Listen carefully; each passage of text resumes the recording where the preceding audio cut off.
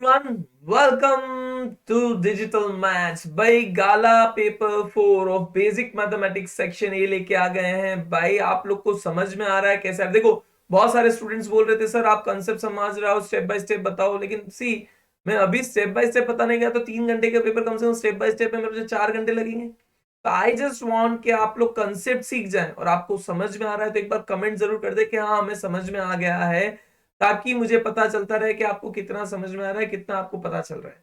तो that let's go ahead with basic mathematics 4 section A के साथ स्टार्ट करें, फिर सेक्शन बी सी डी। मतलब देखो, बेसिक का पेपर 4, बेसिक का पेपर 5, स्टैंडर्ड का पेपर 4, स्टैंडर्ड का पेपर 5 बाकी कंप्लीट कर देंगे।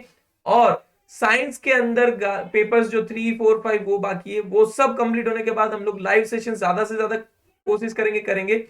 और कल से मीन्स फ्रॉम मंडे ऑनवर्ड्स 21 फरवरी से हम लोग कोशिश करेंगे एटलीस्ट एक मतलब हाफ एन आवर का मेंटी मैराथन हम लोग जरूर करें। मैथ्स साइंस अल्टरनेट डे हम लोग करते रहेंगे subject wise, then we can combine. और आज मैं फॉर्मूला शीट जो है उसकी मेंटी मैराथन होने जा रही है, तो you can join us for Menti marathon. Let's begin. तो सेक्शन ए का फर्स्ट क्वेश्चन है, 22 is a rational number, true. भाई ट्रू है क्योंकि रैशनल नंबर मतलब p बाई क्यू फॉर्म, तो मैं 22 को 22/1 लिख सकता हूं ना, that is in the form of p by q. तो ये ट्रू रहेगा, p बाई क्यू फॉर्म में होता है तो ट्रू रहता है। If two of the zeros of cubic polynomial ax cube plus bx square plus cx plus d are zeros, each then c equals to d equals to zero. अगर कोई भी दो जीरो, सपोज मान लो alpha है और beta equals to zero है, तो क्या बचा? सिर्फ गामा बचा। तो आपको प्रूव करना है कि alpha equals to D equals to zero होता है या नहीं होता है, ट्रू और false, that we have to find out. तो अल्फा बीटा अगर जीरो है तो मैं मान लेता हूं alpha plus beta plus gamma equals to क्या होता है? Minus B by A. ठीक है, तो अल्फा प्लस बीटा तो जीरो हो गया, तो चलो ये जीरो हो गया, मतलब gamma equals to minus B by A हुआ। ठीक है, फिर आता है आपका alpha beta plus beta gamma plus gamma alpha, that is equals to C by A. तो ये आपका अल्फा और बीटा जीरो है, मतलब ये भी जीरो, ये भी जीरो, मतलब ये भी जीरो, तो C by A equals to zero हो गया। तो सी आपका जीरो आ गया, देख लो, चलो सी आपका जीरो आ गया। Then alpha beta gamma equals to आपको माइनस डी बाई ए होता है, और अल्फा बीटा तो जीरो है, तो ये भी zero equals to minus D by A. तो ए डी क्या आ गया? डी आपका जीरो आ गया। तो यहां पे प्रूव हो जाता है कि सी और डी जीरो है, सो इट इज ट्रू। ये क्या हो जाएगा? It is true. ध्यान रखे कैसे प्रूव करना है वो जरूरी है। अल्फा कोई भी वैल्यू हो सकती है, ये मैंने यहाँ पे प्रूव किया, मैं बता रहा हूँ, this is separately I have proved this one, फिर ये अलग से प्रूव किया हुआ है और ये अलग है। ये चीज को ध्यान रखना है, तीनों चीज के फॉर्मेट के बेस पे हम लोग बोल सकते हैं C and D are zero. Is an AP, तो भाई भाई साहब false, this is false directly. AP में कॉमन डिफरेंस सेम होना चाहिए, बट यहाँ पे कॉमन डिफरेंस देखो जीरो, यहाँ पे जीरो, यहाँ पे वन, यहाँ पे जीरो वन, तो इस तरह से नहीं चलता बेटा। कॉमन डिफरेंस सेम होना चाहिए, zero zero one one, sorry zero zero, फिर यहाँ पे वन, फिर जीरो, तो नहीं चलता। Common difference should be same, तो ये फॉल्स रहेगा। If tan a equals to 1 then a equals to 90 degree. भाई tan a equals to 1 है अगर बोल रहे हैं, तो tan a जो है 90 डिग्री होगा, तो फॉल्स बोलूंगा, क्योंकि tan 45 1 होता है, मतलब a equals to 45 होना चाहिए। तो वहां पे जो आंसर आएगा दैट विल बी फॉल्स, क्योंकि a 90 डिग्री बोला गया है, तो ये फॉल्स रहेगा। समझ में आ रहा है ना भाई? फॉर्मूला शीट आपके डिस्क्रिप्शन में मैं हमेशा दे के रखता हूं, please go through the formula sheet. और आज फॉर्मूला शीट की मेंटी मैराथन भी है भाई, please it is a request. Formulas सारे लर्न कर लो, फॉर्मूलाज लर्न कर लेते हो, उसके अंदर वैल्यूज पुट करने से at least you will get 1 marks. जो भी मेथड्स के हैं, स्टेप्स के हैं, फॉर्मूलाज के मार्क्स मिलते हैं, ताकि पास होना तो इजी हो जाएगा। फिर स्कोरिंग का हम लोग सोचेंगे। For any given frequency distribution, its mean is always greater than its median. ऐसा कोई गारंटी नहीं है। We say it is false क्योंकि मीन भी बड़ा हो सकता है, mean can be also greater than median, and जो मीडियन है वो भी बड़ा हो सकता है, मीडियन कैन बी मीन से बड़ा हो सकता है, वाइस वर्सा हो सकता है, तो ये फॉल्स रहेगा हमेशा। cosec square theta minus cot square theta equals to 1, तो देखो cosec square theta equals to 1 plus cot square theta होता है, तो ये वाला ट्रू हो जाएगा, क्योंकि मैं अगर cot स्क्वायर थीटा को इस तरफ लेके आता हूं तो ये हो जाएगा cosec square theta minus cot square theta equals to 1। So ये ट्रू रहेगा भाई साहब, भाई बढ़िया एकदम first class.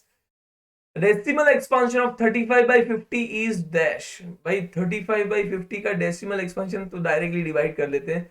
5 10s 5 7s that is equals to 0.7, यानी option A, option A 0.7 is your correct answer. समझ में आ रहा है ना? समझ रहे हो? समझना जरूरी है। समझ समझ कर जो समझ को समझे वही मेरी समझ में समझदार है, तो समझ लेना जरूरी है। चलिए, the graph of 4x plus 3y equals to 36 intersects the y axis at the point। y axis बोला है अगर, तो y axis में x वाला पार्ट जो है 0 होता है, y कोई ना कोई वैल्यू होगी, तो y axis पे मैं बोल सकता हूँ 0, y। तो अगर मैं x को 0 रख दूं तो 4 in bracket 0 plus 3y equals to 36। तो 3y इक्वल्स टू 36, तो y इक्वल्स टू कितना हो गया भाई 12 हो गया। सो ऑप्शन डी, यानी आपका जो पॉइंट है वो हो जाएगा 0,12। तो 0,12 आपका करेक्ट आंसर है। So option D that is 0,12 is the correct answer. If x equals to 1 and 4 upon x plus 3 upon y equals to 5, then y equals to what? तो बस क्या करना है, x की जगह 1 रख दो, तो 4 upon 1 plus 3 upon y equals to 5। तो 3 upon y equals to 5 minus 4, तो 3 upon y equals to 1 implies y equals to 3। भाई y की वैल्यू क्या हो गई? 3 हो गई, यानी ऑप्शन सी करेक्ट आ गया है। आपको जिसको बहुत फास्ट लग रहा हो कि मैं बहुत फास्ट समझा रहा हूं, तो थोड़ा सा आपकी जो प्लेबैक स्पीड होती है उसको स्लो कर दो, 0.5 पे ले आओ। जिसको लग रहा है बहुत स्लो जा रहा हूं, तो वो क्या कर सकता है 1.52 के ऊपर चले जा सकते हैं, क्योंकि मैं अभी पेपर सॉल्यूशन करवा रहा हूं, कॉन्सेप्ट समझा रहा हूं, ताकि जल्द से जल्द आपका हो सके। आई डोंट वांट कि आप टाइम वेस्ट करें किसी भी तरीके से। एक बार देखो, बट कैलकुलेशन प्रैक्टिस खुद से करनी है। ऐसा नहीं कि आपने देख लिया तो समझ गए, देखने के बाद भी खुद को प्रैक्टिस तो करनी ही है, ये ध्यान रखें। चलिए, the value of discriminant of the quadratic equation x plus 2 x minus 5 equals to 0 is dash। तो पहले तो सबसे पहले x plus 2 और x minus 5 का हम लोग क्या करते हैं, मल्टीप्लीकेशन कर लेते हैं। तो it will be x square minus 3x minus 10 equals to 0। अब इसका डिस्क्रिमिनेंट d फाइंड करना है, that is b square minus 4ac। तो ये हो जाएगा माइनस 3 का whole square minus 4 into 1 into minus 10। तो 9 प्लस 40 यानी 49। 49 आपका आंसर आ जाएगा, that is 49 is your answer, option A 49, यानी डिस्क्रिमिनेंट जो हो गया कितना हो गया 49। समझना जरूरी है। The formula to find the nth term of an AP with first term a and common difference d is given by an equals to what? आपको फर्स्ट टर्म दिया हुआ है, कॉमन डिफरेंस दिया हुआ है, तो आपको फॉर्मूला पता ही है, A N equals to A plus N minus 1d, यानी ऑप्शन, भाई ऑप्शन देख लो, ऑप्शन बी करेक्ट दिख रहा है कि नहीं दिख रहा है? Option B is the correct answer. भाई ब्लू येलो कलर दिख नहीं रहा व्हाइट के अंदर, पर समझ जाना यार, आंसर तो करेक्ट लिखा है, so that's why. The y-axis divides the line segment joining the point a1 b1 and a2 b2 in the ratio dash। y axis जो है इस लाइन को किस पॉइंट में डिवाइड करेगा? तो y एक्सिस पे अगर पॉइंट है, मान लो जैसे ये लाइन इन्होंने दी है, मैं ये मान लेता हूँ ये लाइन है a1 b1 और यहाँ पे a2 b2 है, और y एक्सिस का अगर पॉइंट है तो 0 y हो जाएगा।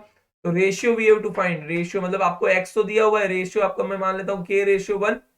तो फॉर्मूला, रेशियो फॉर्मूला से x equals to kx2 plus x1 upon k plus 1। तो x मेरा 0 है, k मेरा जो है एज इट इज रहने देता हूं, x2 मेरा a2 है प्लस x1 a1 है अपॉन k प्लस 1। तो ये क्या हो जाएगा k a2 plus a1 equal to 0, क्योंकि k प्लस 1 0 से मल्टीप्लाई हुआ तो 0 हो जाएगा। तो k a2 equal to minus a1, implies k equal to minus a1 upon a2, यानी रेशियो क्या हो गया minus a1 ratio a2, minus a1 ratio a2, मतलब ऑप्शन ए आपका करेक्ट आ जाता है। देखो प्लीज आराम से स्टेप बाय स्टेप फॉलो करना। y एक्सिस का मैंने क्यों 0 y लिया, क्योंकि एक्स एक्सिस वाई एक्सिस के ऊपर एक्स वाला पार्ट 0 होता है, तो हर एक चीज को ध्यान से समझकर करना है, ठीक है।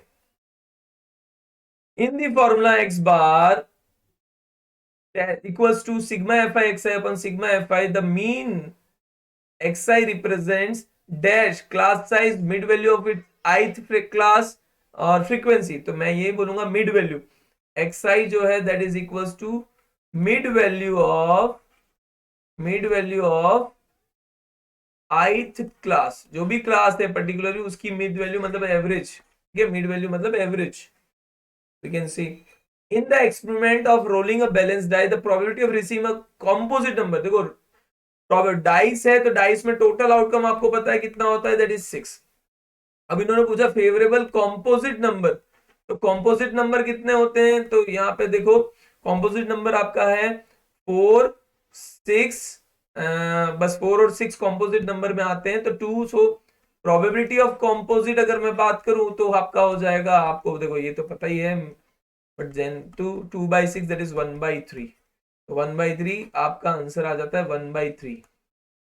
चलिए नेक्स्ट मैं थोड़ा सा कलर ब्लू कर दूं, कभी कभी व्हाइट पे यार क्या है, येलो दिखता नहीं है ना, तो दिखना चाहिए, देखो जो दिखता है वही बिकता है, तो दिखना जरूरी है, नहीं तो आप बोलोगे सर हमको दिखाई नहीं दे रहा, आप येलो येलो कर रहे हो, व्हाट इज दिस।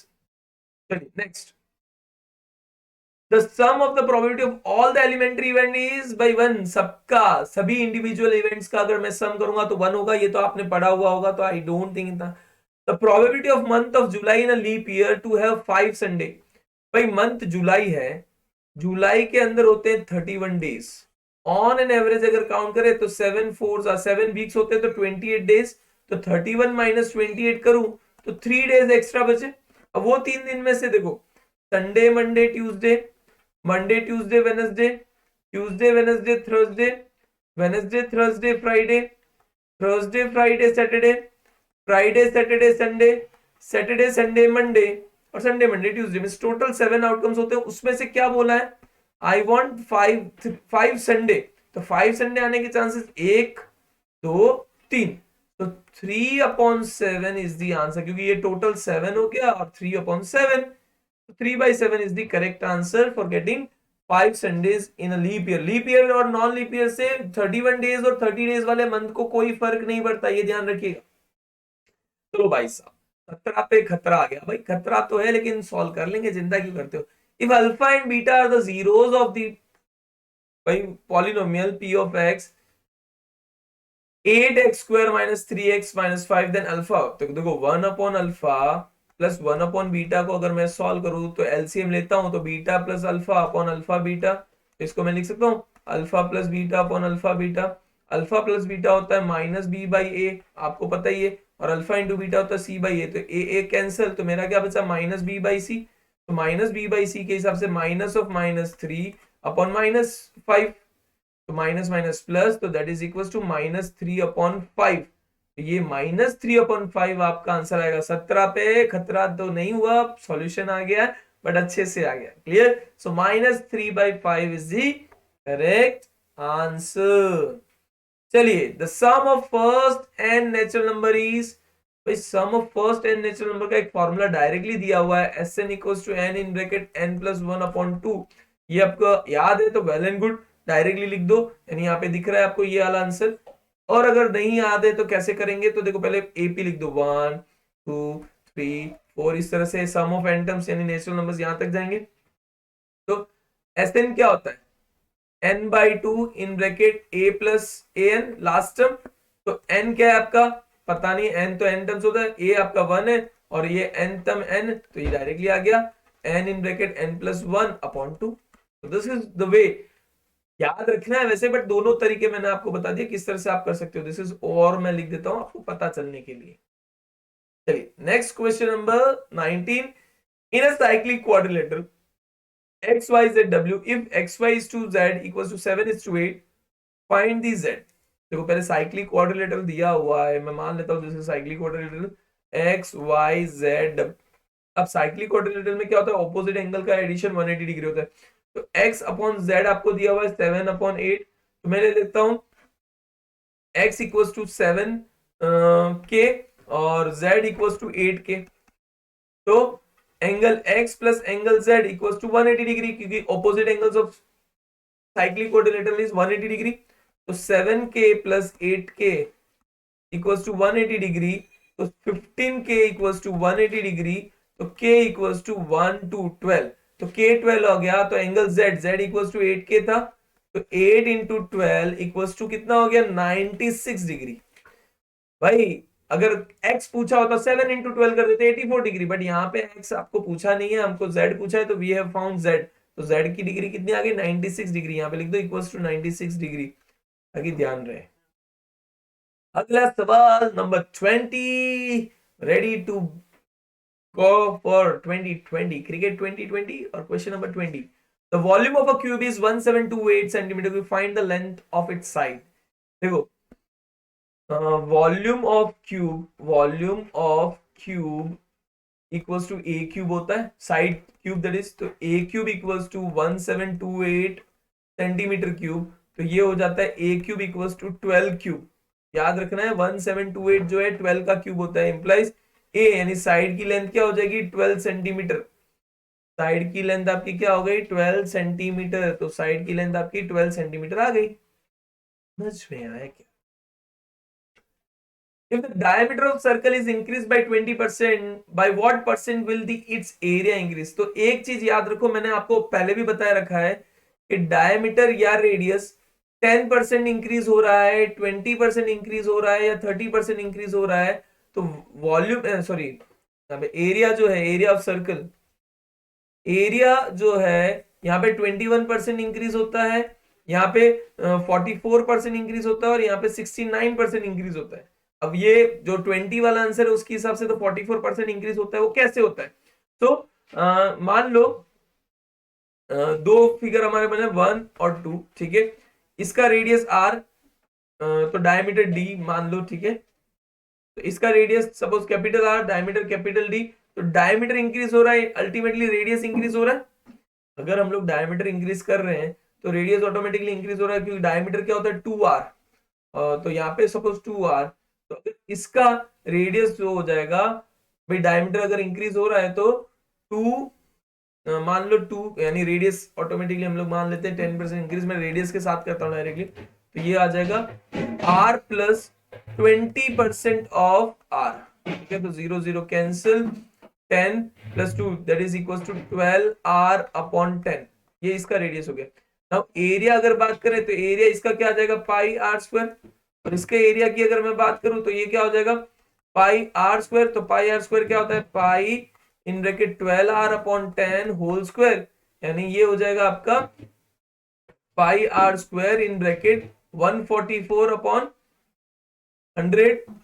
अब आपको इंक्रीज इन एरिया फाइंड करना होता है, तो इंक्रीज इन एरिया फाइंड करेंगे तो भाई area of 2 minus area of 1 upon area of 1 into 100, ये परसेंटेज फाइंड करने का फॉर्मूला है।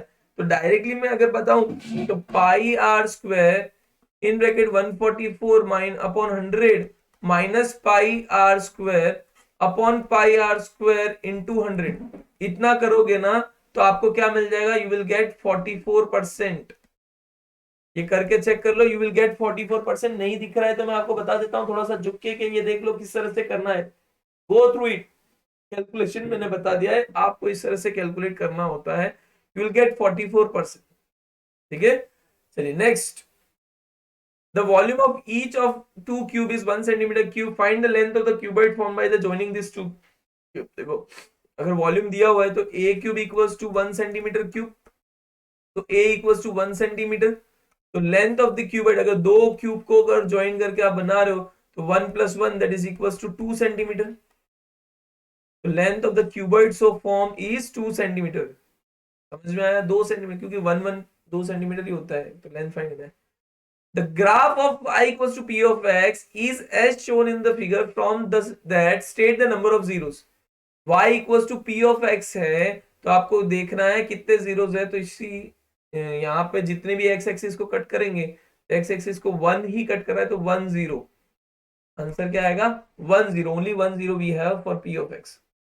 Find the area of square inscribed in a circle with radius 14 centimetre. Square का फाइंड करना है जिसके अंदर एक सर्कल के अंदर इंस्क्राइब है, इसका रेडियस 14 है तो 14 प्लस 14 डायमीटर 28 हो जाएगा। 28 सेंटीमीटर है तो डायमीटर, तो ये ए और ये है। आपको एरिया ऑफ स्क्वायर फाइंड करना है तो using Pythagoras theorem A square plus A square equals to 28 whole square, तो 2a स्क्वायर इक्वल्स टू 28, मतलब 28 का स्क्वायर करेंगे तो 64 4 6 2 8 जा 16 16 2 जा 32 प्लस 6 38 3 2 2 जा 4 4 प्लस 3 784, तो a square equals to 392 centimetre square. तो एरिया ऑफ स्क्वायर, भाई एरिया ऑफ स्क्वायर क्या होता है, area of square equals to side into side, ठीक है। यानी मैं बोल सकता हूँ ए स्क्वायर, तो ए स्क्वायर मुझे मिल गया, दैट इज 392 सेंटीमीटर। समझ में आ गया? तो this was the last question of the equation, this section A. Section B जल्द से जल्द लेके आ जाएंगे। बस thanks for watching, like share comment करना ना भूले, सबको शेयर कीजिए, मैक्सिमम स्टूडेंट्स को। मम्मी ने नहीं सिखाया, शेयरिंग इज केयरिंग, तो share everyone and get point. भाई ओपी डिजिटल मैथ्स के फैन हो, ओपी डिजिटल मैथ्स को आगे से आगे बढ़ाना है, so move ahead and go ahead. Take care, bye bye everyone, bye bye.